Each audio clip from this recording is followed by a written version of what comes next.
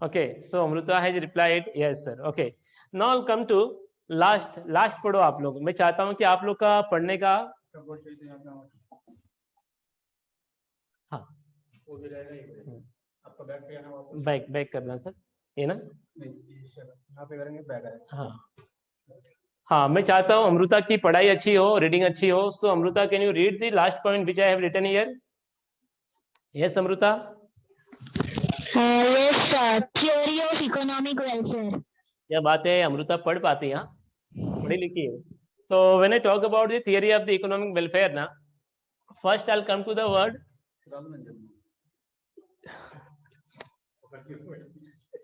पूरा लेक्चर में पकड़ा था।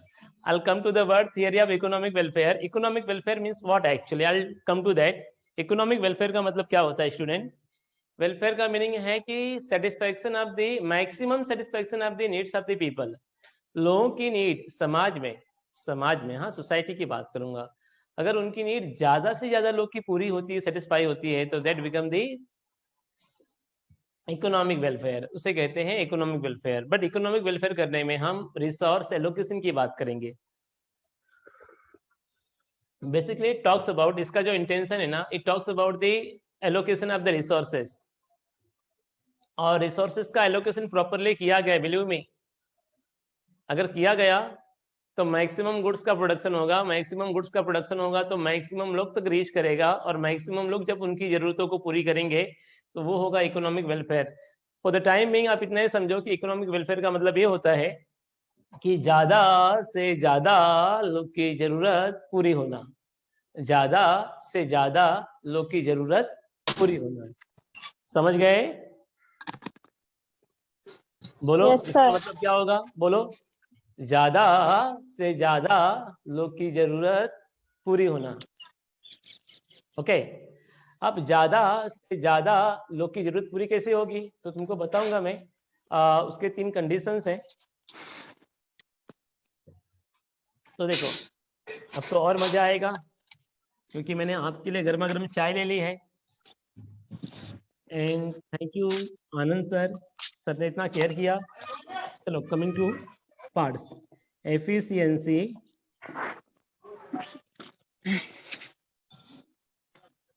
तुम लोग भी कुछ सोच रहे हो क्या चाय के बारे में? अभी तो घर पे बैठे हो, क्लास के बारे में सोचो, पढ़ाई के बारे में सोचो। Efficiency in consumption,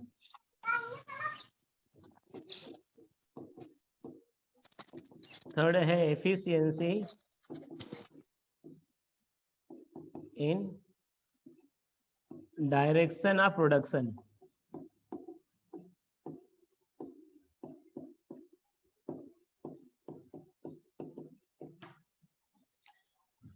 So there could be a economic welfare in the economics provided if 3 conditions are fulfilled.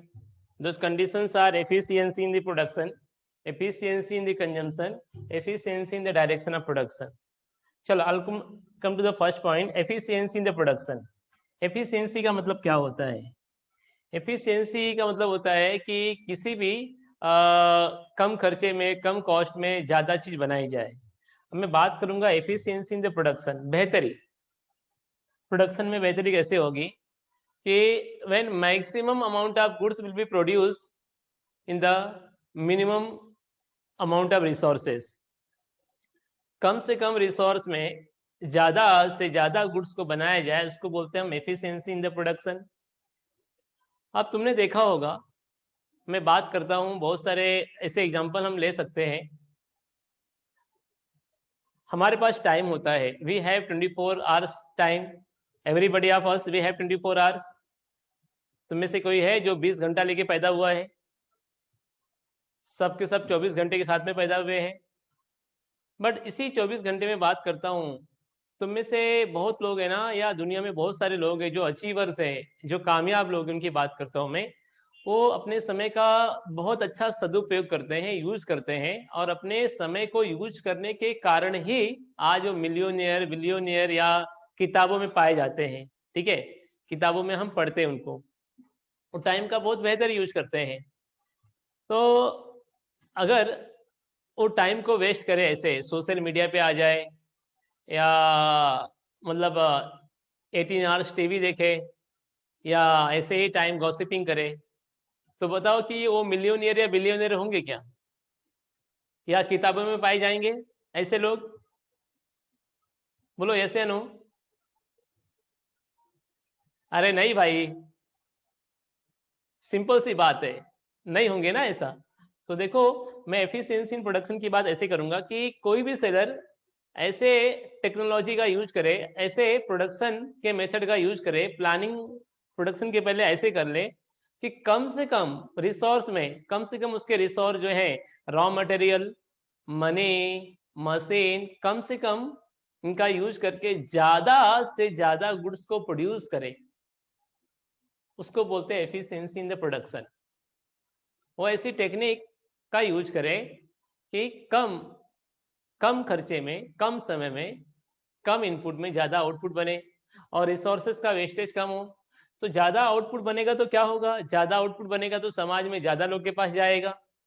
अरे भाई, ज्यादा वैक्सीन बनेगी तो ज्यादा वैक्सीन बनने से ज्यादा लोग उसका डोज लेंगे, ऐसे या नो बोलो। और ज्यादा लोग डोज लेंगे तो ज्यादा लोग की जो नीड है कोरोना भगाने की या कोरोना से बचने की पूरी होगी। और ज्यादा नीड का पूरी होना ही क्या होगा? इकोनॉमिक वेलफेयर का अचीव होना। यस और नो? यस। बात करते हैं एफिशिएंसी इन कंजम्पशन की। अब कंजम्पशन, यहाँ पर कंजम्पशन करता कौन है? तो सेलर करता है कि बायर करता है?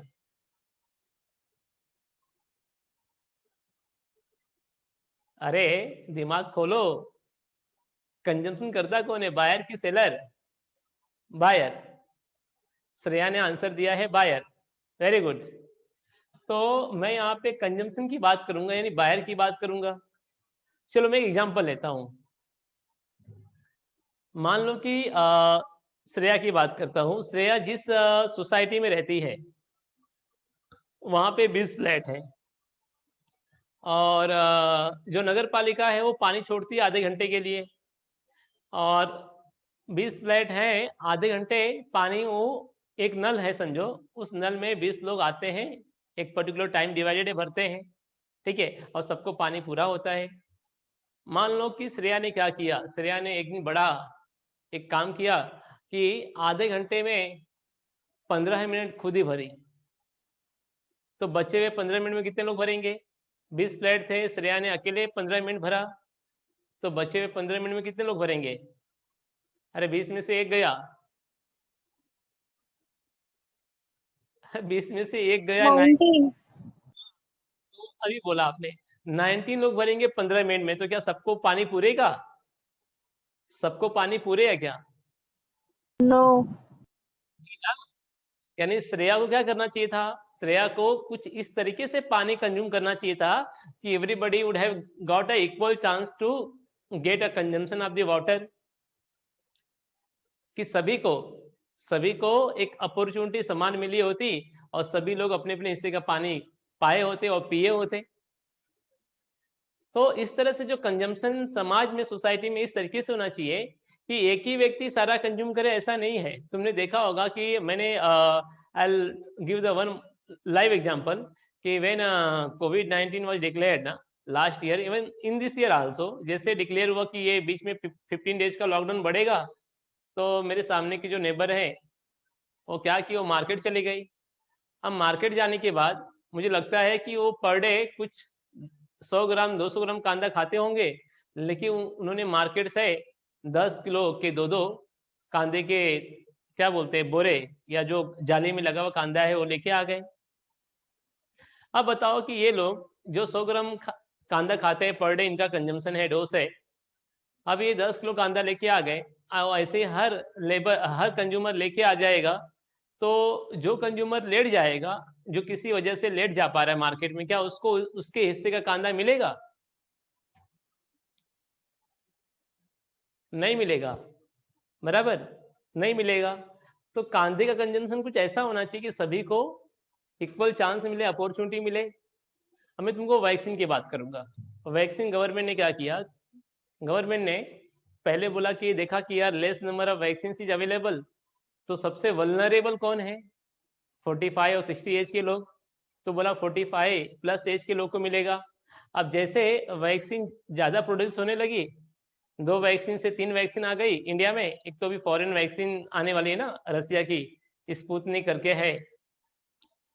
तो गवर्नमेंट ने 1 मई से डिसाइड किया है कि 1 मई 2021 से हम 18 ईयर्स के ऊपर वाले को भी वैक्सीन देंगे। ऐसा नो? तो गवर्नमेंट ने देखा कि भाई कंजम्पशन कुछ ऐसा करना चाहिए कि everybody should get the equal chance, and everybody should get means who should get? Those who are very needy, जो मोस्ट नीडी है उसको, बाद में लेस नीडी को, बाद में उससे भी लेस नीडी को, ऐसे हायरार्की में, ठीक है। तो जब ऐसा होगा तो मैक्सिमम लोग की नीड पूरी होगी, और ज्यादा से ज्यादा लोग की नीड पूरी होना इस क्या होगा, क्या अचीविंग होगा? Economic welfare. ओके, तो आई होप श्रेया इसके बाद से ये डिसीजन नहीं लेगी। क्या Shreya, are you agree with me और will do the same thing? No, agree sir. Agree. देखा, कमिट किया है आपने, घर पे भी देखने आऊंगा मैं, ठीक है। बात करते हैं last, efficiency in direction of production. अब प्रोडक्शन करता कौन है? प्रोड्यूसर। तो प्रोड्यूसर के लिए मैसेज है, प्रोड्यूसर की बात की गई है, उसकी टेक्निक की बात की गई, प्रोड्यूसर को उस गुड्स को प्रोड्यूस करना चाहिए। He should produce those goods which is most desired, जिसकी डिमांड करने वाले सबसे ज्यादा है। चलो, सपोज कि I will give the example, किसी प्रोड्यूसर के पास मान लीजिए कि 2 लाख रुपए है। अब प्रोड्यूसर है 2 लाख रुपीज विथ हिम, और उसके पास 2 ऑप्शंस है, या तो वो 20-20 हजार की 10 बाइक बना दे, या तो 2 लाख रुपए की एक कार बनाए, दोनों बेचना है, दोनों में सेम अमाउंट ऑफ प्रॉफिट है। तो बताओ कि अगर 20-20 हजार की 10 बाइक बनाए, पहला कंडीशन, या दूसरा कंडीशन एक कार बनाए 2 लाख रुपए की, तो क्या बनाने के बाद मैक्सिमम लोग की नीड पूरी होगी? Which product he should produce? बोलो, बाइक और कार, बाइक और कार, जल्दी से बोलो। बाइक। बाइक। तो बाइक कितने लोग के हाथ में जाएगी? 10 लोग के हाथ में। और कार कितने लोग के हाथ में जाती? 1 लोग के हाथ में। यानी कि उस गुड्स को बनाना चाहिए जिसकी डिमांड करने वालों की संख्या समाज में, सोसाइटी में सबसे ज्यादा हो। तो यहाँ पे क्या बोलना है कि those goods should be produced by a producer which is most desired, which is most desired, जिसकी डिजायर रखने वाले, जिसको मांगने वाले, डिमांड करने वाले सबसे ज्यादा है। ऐसा होगा तो मैक्सिमम लोग की नीड पूरी होगी, और मैक्सिमम लोग की नीड पूरी होगी तो that is called the efficiency in the direction of production, and that by we will achieve the economic welfare. So I hope everybody have got it. Is everybody have got? Yes, sir. Any question?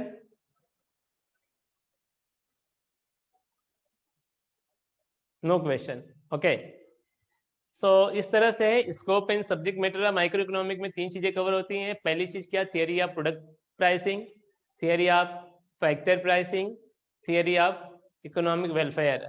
और economic welfare achieve होगा 3 condition से: efficiency in production, efficiency in consumption, efficiency in direction of production. Okay, so I am coming to next part.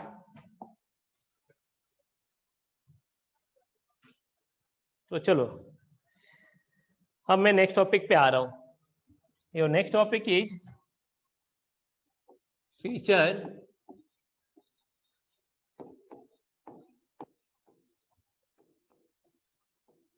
Micro economic. Micro economics में 3 question हैं। पहला तो subject matter था, दूसरा feature, और तीसरा इंपॉर्टेंस। देखो क्या क्या था। पहला तो सब्जेक्ट मैटर था, मीनिंग तो होगा ही, मीनिंग को मत कवर करो, सब्जेक्ट मैटर था।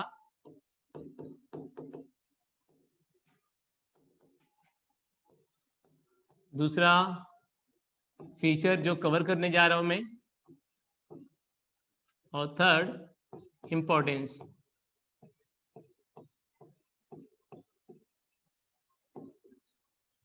ओके, तो फीचर की बात करूंगा मैं। तो फीचर के लिए मैंने एक कीवर्ड बनाया है, और कीवर्ड बनाने के पहले मैं आपको एक सवाल करूंगा। सवाल ऐसे तो सवाल अच्छा है।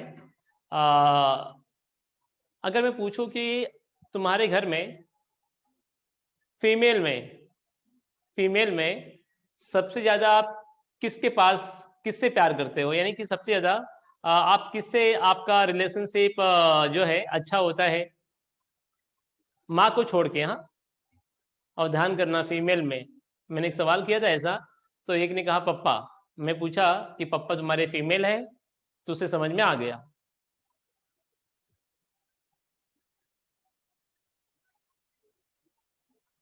अनमोल बोलो। सिस्टर से।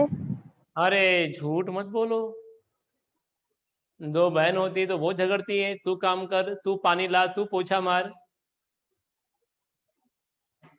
ये तो जरा सा भी मुझे पचेगा नहीं, डाइजेस्ट नहीं होगा। और कोई? आदित्यान?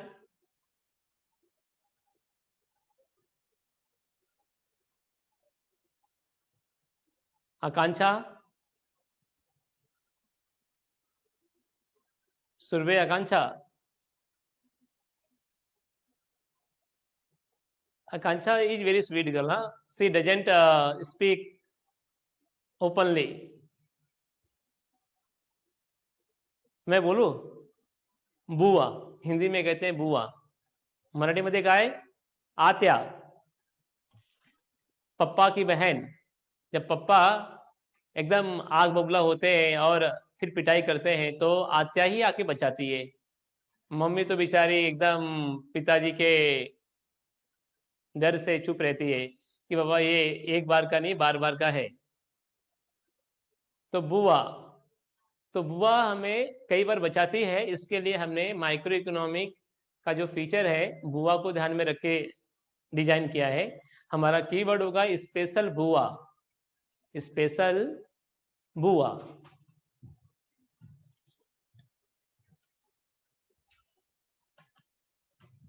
ये वायर जो है, स्पेशल बुआ।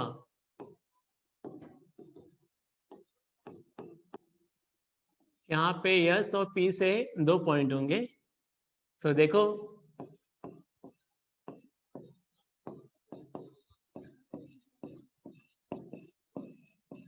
अब यस से क्या है।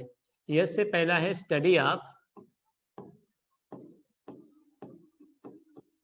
Individual unit.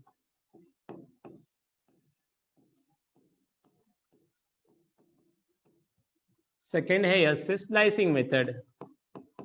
देखो सब सीक्वेंस में मैं लिख रहा हूं।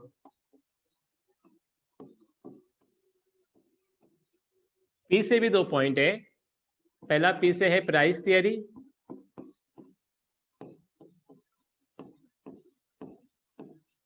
दूसरा पी से है पार्शियल इक्विलिब्रियम,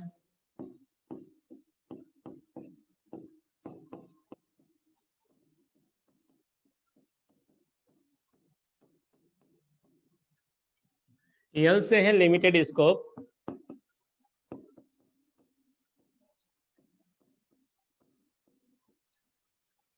तो पहला जो आपका वर्ड है स्पेशल खत्म हुआ। स्पेशल में हम पढ़ेंगे उसको स्पेशल, लेकिन वो आएगा एसपीएल। आकांक्षा? आकांक्षा का नेटवर्क इशू है। स्नेहल? स्नेहल बहुत शांत है।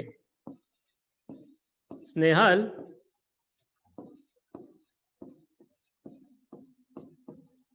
आवाज दो मुझे।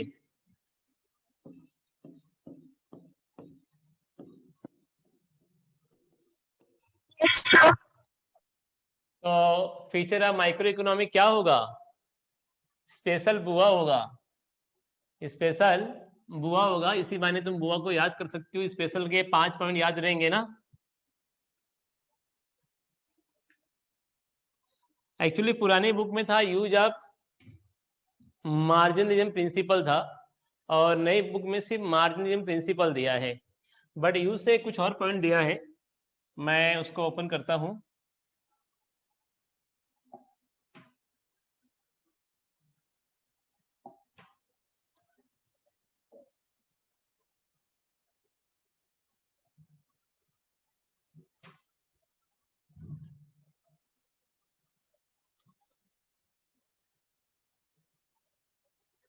देखा?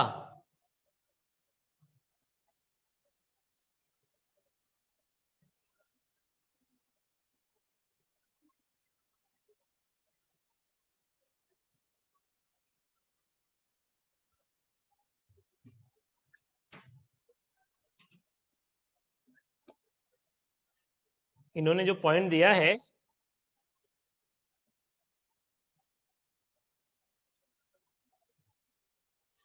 अच्छा इन्होंने पॉइंट वही दिया है।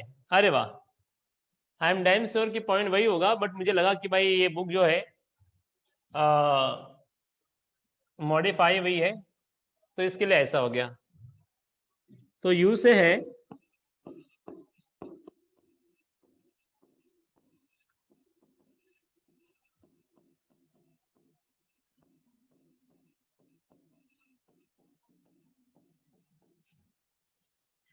और ए से है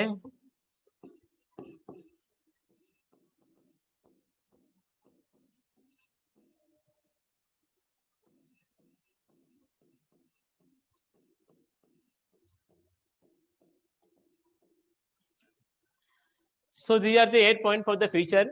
यहाँ से कोई क्वेश्चन 8 मार्क का नहीं आने वाला, बी श्योर। आपको जो पैटर्न ऑफ इकोनॉमिक का बोर्ड पेपर बताऊंगा ना मैं, या जो मैंने बताया होगा, आपको याद होगा कि यहाँ पे जो क्वेश्चन होते हैं 8 मार्क के, 4 मार्क के आते हैं। तो ये क्वेश्चन मैक्सिमम 4 मार्क के लिए आएगा। 4 मार्क के लिए आया तो how it should be written, I will tell you actually. It should be started with meaning, बाद में फीचर के पॉइंट्स, कितने पॉइंट, 7 से 8 पॉइंट, देन कंक्लूजन। तो I will come to that before this immediate board exam ना, I will discuss, और बीच बीच में discuss करते रहूंगा when your prelim exam will be started. Okay, तो बात करते हैं यहाँ पे स्पेशल बुआ is a feature of micro economic. तो यस से पहला पॉइंट है study of individual unit. So yes, micro economic में स्टडी होता है किसका? इंडिविजुअल यूनिट का, because there is two branch of the economic, micro economic and macro economics. Okay, तो बेसिकली आपने पढ़ा है कि macro economic cover the whole economy taken together. Macro economic सभी को एक साथ में रख के बात करता है। तो उसके एग्जाम्पल होते हैं नेशनल इनकम, यानी पूरे राष्ट्र का इनकम। लेकिन माइक्रो जो है राष्ट्र के इनकम की बात नहीं करता, ये एक व्यक्ति के इनकम की बात करता है, ये एक यूनिट की बात करता है। तो इसीलिए इसको बताना है कि इसका जो पहला फीचर होगा कि micro economic is a study of the individual economic unit. I will tell economic unit. Unit तो बहुत सारे हो गए, अगर हम स्टडी करें तो वहां पे सोशियोलॉजी भी है, इकोनॉमिक्स भी है, साइकोलॉजी भी है।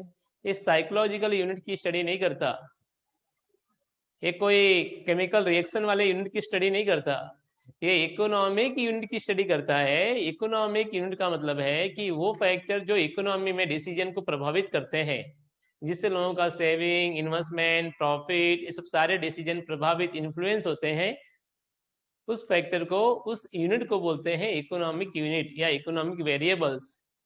तो micro economic is study of the individual economic unit.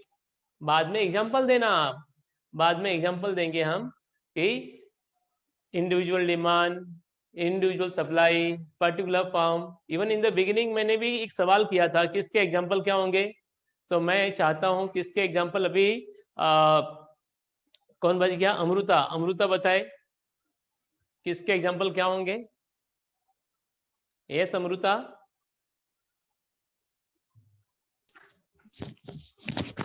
Sir please repeat the question, क्योंकि आपकी आवाज थोड़ी ब्रेक हो गई थी बीच में। मेरी आवाज ब्रेक हो रही है? हो गई थी अभी जस्ट। अच्छा अच्छा, so I am repeating my question. My question is कि when I say कि microeconomic is a study of the individual economic unit, तो individual economic unit को बताने के लिए I gave 2 or 3 example कि individual demand, individual supply, particular firm। तो क्या ऐसे और कुछ एग्जांपल दे सकते हो माइक्रो इकोनॉमिक के? इकोनॉमिक के पर्सनल पर्सनल अकाउंट मतलब जो Personal अपना income. Personal I income, think sorry. Pranav has given the same answer. Personal income हो गया या पर्सनल सेविंग हो गया बेटा, पर्सनल कंजम्पशन हो गया, या पर्टिकुलर वर्ड लगाओ, किसी भी इकोनॉमिक वेरिएबल के आगे आपने इंडिविजुअल या पर्टिकुलर डाल दिया ना तो बन जाएगा माइक्रो इकोनॉमिक। अब कौन से वेरिएबल हैं जो इकोनॉमिक्स में आते हैं? Consumption, saving, production, investment, capital, interest. Okay, तो इनमें से इन सब के आगे या तो आप पर्टिकुलर या तो इंडिविजुअल वर्ड लगाओ जहां पे हम क्वांटिटी क्वांटिफाई कर सके, और उनके आगे लगाना है जिसकी मात्रा निर्धारित की जा सके, क्वांटिफाई कर सके, वो बन जाएगा आपका micro economic. Now coming to second point, slicing method. You know slicing, you would have listen the word slicing. कभी देखा होगा ब्रेड को स्लाइस करते हैं, और you would have seen the advertise, वहां पे स्लाइस आता है। स्लाइस का एड देखा आपने? देखो आम को मस्त स्लाइस करते हैं, बाद में आप आम उस स्लाइस से आम रस बनाते हैं और नाम आता है ब्रांड का स्लाइस। तो स्लाइस ये दिखाता है कि भाई आम को, जो आंबा होता है, आम होता है, मैंगो होता है, उसे काट के स्लाइस करके उसका रस बनाया गया, जूस निकाला गया है। देखा है कि नहीं सेमी? यस और नो? या चैट बॉक्स में Yes. टाइप करो यस देखा है।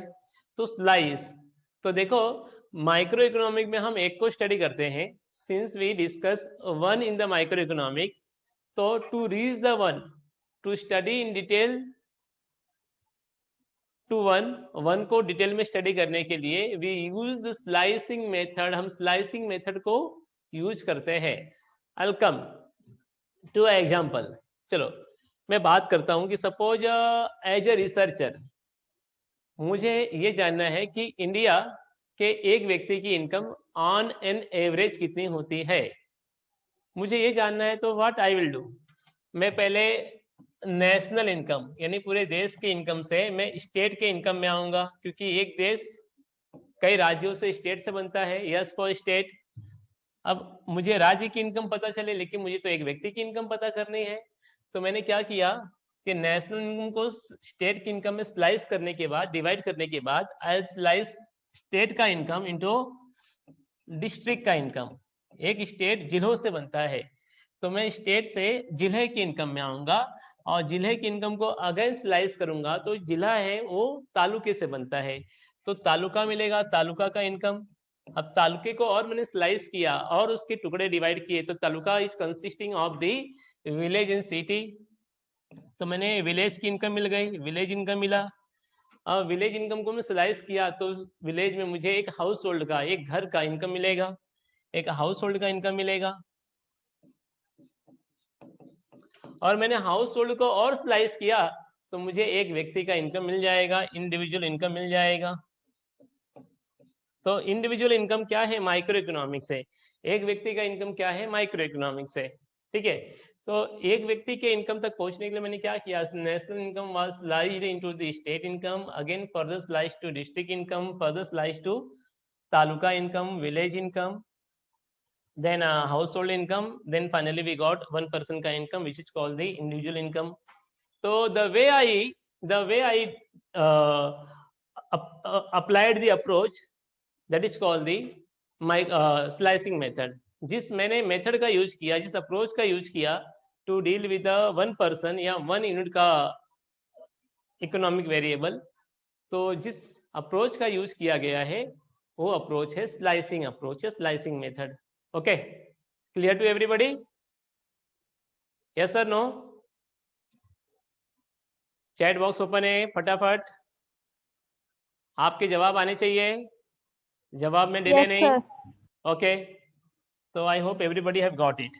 ठीक है, अब बात करते हैं यहाँ पे प्राइस थियरी की। प्राइस थियरी अभी तो बताया था मैंने, अभी आप लोगों को एक टॉपिक पढ़ाया था मैंने, टॉपिक का नाम था scope and subject matter of micro economics, पढ़ाया था कि नहीं? तो वहां पे तीन चीजें बताई थी, theory of product pricing, theory of factor pricing, theory of the economic welfare. Yes or no? Give me yes or no?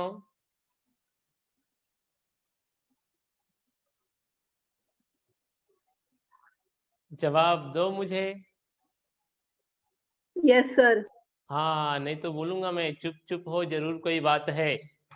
ठीक है, तो देखो आपने वहां पे जो पढ़ा शुरुआत में, theory of product pricing, theory of the factor pricing, तो यहाँ पे हम बोलेंगे कि micro economic is called the price theory because it help to decide the price of the product, जो भी प्रोडक्ट है, गुड्स और service, and also price of the factor of production, कि उस एक गुड्स में कितने फैक्टर ऑफ प्रोडक्शन कितने रुपए के हैं, उनकी कॉस्ट क्या है, लैंड की कॉस्ट क्या है, कितना रेंट इंक्लूडेड है एक गुड्स के प्राइस में, कितना वेजेस इंक्लूड है, कितना इंटरेस्ट कॉस्ट इंक्लूड है, कितना प्रॉफिट इंक्लूड है। ओके, तो माइक्रो इकोनॉमिक के एनालिसिस से गुड्स का प्राइस तय कर पाते हैं, सर्विस का प्राइस तय कर पाते हैं, और उस गुड्स को बनाने के लिए जो फैक्टर ऑफ प्रोडक्शन है उनके प्राइसेस को भी हम तय कर पाते हैं। इसीलिए माइक्रो इकोनॉमिक को बोलते हैं price theory. It's a important question. हाँ, ये कई बार एग्जाम में आ चुका है। जब पहले बोर्ड के एग्जाम्स हुए ना, तो it was asked many times कि micro economy is called the price theory. वहां पे एक क्वेश्चन था, एक्सप्लेन द कंसेप्ट या गिव रीजन, तो वहां पे आया था कई बार कि micro economy is called the price theory. तो it is called price theory because it deals with the price of the goods and services.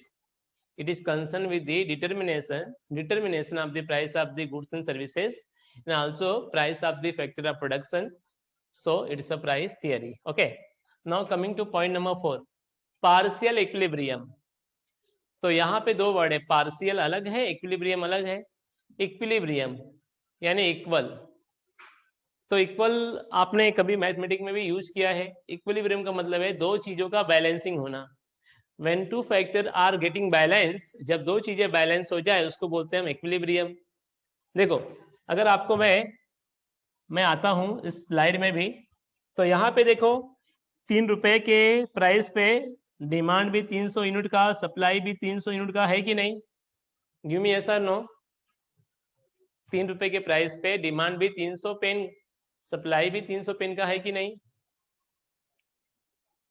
बोलो बोलो जल्दी, यस और नो। है, डिमांड भी 300 पेन का और सप्लाई भी 300 पेन की। They are in the equilibrium, they are in the equilibrium. तो यहां से आता है, यहां से आता है आपका हाँ, यहां से आता है इक्विलिब्रियम। ओके, अब पार्शियल वर्ड है, पार्शियल यानी पार्ट। तो देखो, जब मैं माइक्रो की बात करता हूं तो माइक्रो एक की बात करता है या सबको साथ में रख के बात करता है? बोलो, इज इट वन और it is all together? It is one. It is one. Okay, तो जो वन है वो ऑल टुगेदर का सबका हिस्सा हुआ कि नहीं हुआ? इंटायर यूनिट का हिस्सा हुआ कि नहीं हुआ? तो माइक्रो में हम इक्विलिब्रियम को डील करते हैं। एक्चुअली इक्विलिब्रियम माइक्रो में भी डील होता है, मैक्रो में भी। जैसे यहाँ पे प्राइस को डिसाइड करने के लिए हमने इक्विलिब्रियम देखा कि जब तक डिमांड और सप्लाई के नंबर आपस में इक्वल ना हो जाए तब तक हम प्राइस डिसाइड नहीं कर सकते। इस तरह मैक्रो में भी इक्विलिब्रियम तय होता है। मैक्रो में नेशनल इनकम डिसाइड करने के लिए एग्रीगेट डिमांड, एग्रीगेट सप्लाई दोनों का इक्विलिब्रियम में होना चाहिए। किसी भी देश की इनकम एग्रीगेट डिमांड और एग्रीगेट सप्लाई के आपस में इक्वल होने से, इंटरेक्शन होने से डिसाइड होता है। हम पढ़ेंगे बाद में, नेशनल इनकम नाम का चैप्टर है, will come to that. Okay, तो हम इक्विलिब्रियम माइक्रो में भी पढ़ते हैं, मैक्रो में भी पढ़ते हैं, लेकिन माइक्रो में हम एक यूनिट का स्टडी करते हैं, एक यूनिट का इक्विलिब्रियम करते हैं, और जो एक है वो पूरे का पार्ट होता है।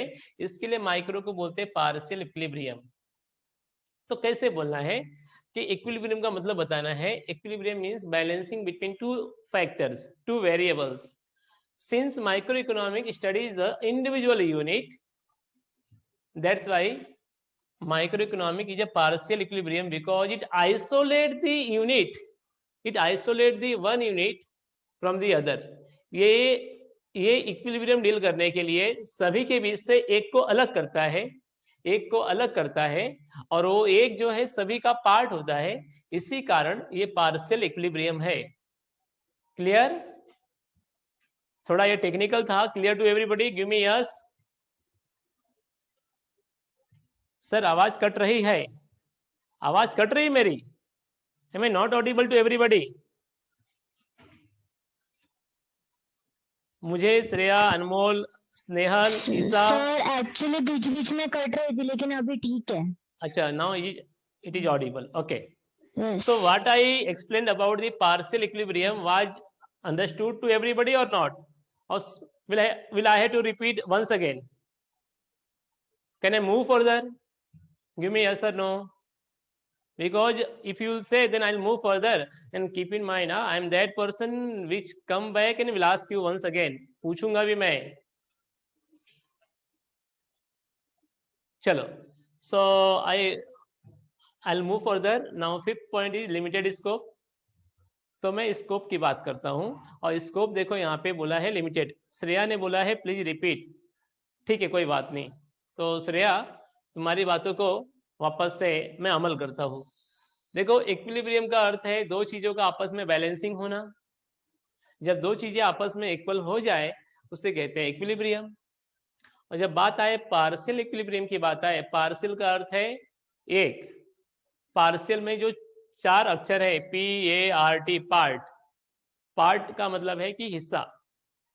तो पार्शियल का मतलब है ये, क्योंकि माइक्रो में हम इंडिविजुअल डिमांड, इंडिविजुअल सप्लाई दोनों के आपस में इक्वल हुआ फिगर, तो प्राइस तय हुआ था ना, है या नहीं? देखो वापस से मैं उसी इस पे आता हूं. देखो, 3 रुपए के प्राइस पे डिमांड भी 300 पेन का, सप्लाई भी 300 पेन का है कि नहीं? और दोनों 300 हैं. Since both are the same, both are in the equilibrium, demand and supply, then price has to be 3. तो जब तक ये इक्विलिब्रियम नहीं होंगे तब तक हम डिसीजन नहीं ले सकते प्राइस के बारे में. Can we take it? Decision ले सकते क्या?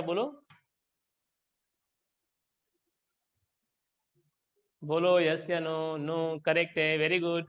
तो इसी तरह जैसे हमने माइक्रो में पढ़ा इक्विलिब्रियम, मैक्रो में भी इक्विलिब्रियम पढ़ना पड़ता है. मैक्रो में बहुत सारी थियरीज को पढ़ने के लिए, एक्सप्लेन करने के लिए, या थियरीज को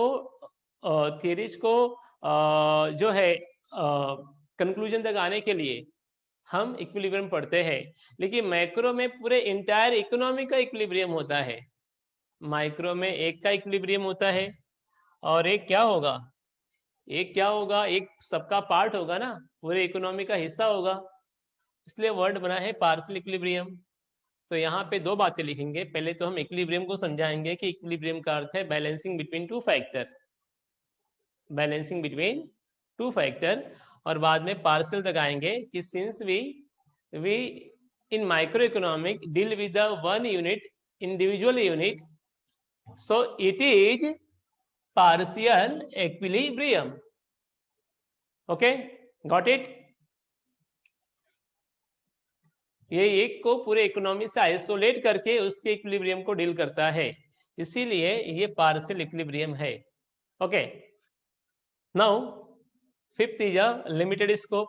पांचवा है लिमिटेड स्कोप. अब मैं स्कोप की बात करता हूं. जैसे कि मैं पूछूंगा अनमोल और आदित्यान है यहाँ पर. मैं बात करता हूं, अनमोल की बात करता हूं, और मैंने अमृता को तो पर्सनली देखा नहीं है, उसकी हाइट. और स्नेहल की बात करता हूं. हमारे क्लास में जो दो बच्चे हैं, दोनों बच्चों में किसकी हाइट ज्यादा है? बोलो, अनमोल की हाइट ज्यादा है या स्नेहल की हाइट ज्यादा है?